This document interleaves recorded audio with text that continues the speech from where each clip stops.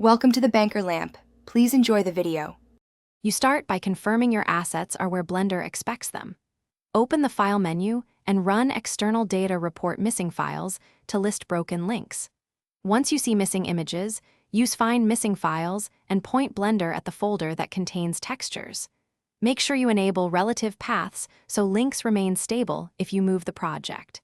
This first step fixes most cases where images were just relocated. It prevents future broken links and lets material nodes reconnect automatically.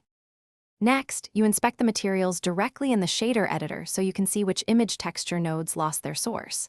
Click each node and confirm the file path. If none, reload the image from disk. Once done, verify color space for each map, use non-color for roughness/normal maps and sRGB for albedo, because wrong color handling looks like a bad texture.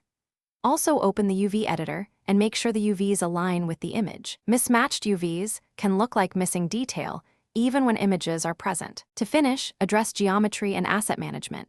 Recalculate normals and apply scale and rotation so shading and texture mapping behave normally. Then pack resources into the blend so Blender retains images. File external data pack resources secures everything. If textures still appear wrong, open the image editor to reload or replace the texture, or rebake maps if procedural textures were lost. Troubleshooting tip: if textures remain inconsistent, duplicate the problematic material to isolate node changes.